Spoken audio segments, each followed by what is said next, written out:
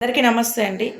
ఎక్కడైనా సరే అన్యాయం జరిగినప్పుడు ఒక్క నోరుకి 10 నోర్లు తోడైందనుకో బలంగా వాదించవచ్చు, గెలవచ్చు. కానీ అన్యాయం జరిగిన చోట అదే నోరు మూపినికే 100 మంది వచ్చిరనుకో ఏం చేయలేం. నేననేది మీ అందరికీ నచ్చాలని ఏం లేదు. కొంతమందికి నేను చాలా బాగా నచ్చుతా, కొంతమందికి అసలే నచ్చను.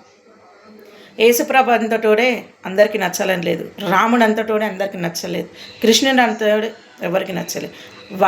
వాళ్ళే ప్రపంచంలో అందరికీ నచ్చలేకపోయారు. దానిలో నేనెంత?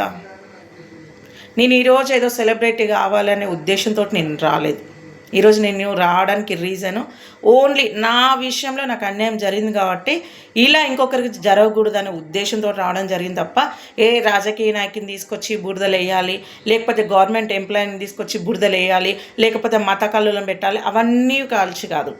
నాకు కష్టం వచ్చినప్పుడు నేను బయటకు వచ్చినప్పుడు ఇవన్నీ నాకు ఎదురైనాయి, ఇవన్నీ నేను ఫేస్ చేసిన. అంటే ఇలా ఉందా సొసైటీ? సో నా వల్ల కనీసం ఏ ఒక్క రాజకీయ నాయకుడైనా ఏ ఒక్కరైనా మారుతారన్న ఉద్దేశంతో రావడం జరిగింది. ఇప్పుడు నేను మీ అందరికీ నచ్చాలని ఏం లేదు, రూల్ అంతకంటే లేదు. నచ్చితే వీడియో చూడండి, నచ్చకపోతే ఇట్లానండి, అంతే తప్ప నేను నచ్చాలని ఏం లేదు. నేనేమో పెద్ద సెలబ్రిటీ కావాలి, నేను ఫేమస్ అయిపోవాలి, నేను లక్షలు సంపాదించుకోవాలి, అట్లాంటి ఉద్దేశం నాకు లేదు. మా భూమి విషయంలో నాకు అన్యాయం జరిగింది కాబట్టి నేను బయటికి వచ్చి మాట్లాడుతున్నాను. ఈరోజు నేను మాట్లాడే ప్రతి ఒక్క మాట కొంతమందికి ఎక్కుతుంది, కొంతమందికి ఎక్కదు. ఎక్కిన వాళ్ళకి అర్థమవుతుంది, ఎక్కని వాళ్ళకి నేను పర్టికులర్గా తీసుకొచ్చి ఓ స్కూల్ ఓ ట్యూషన్ పెట్టి నేను చూపించాల్సిన అవసరం లేదు. మన అనుకునే వాళ్ళకి చెప్పాల్సిన అంతకంటే లేదు.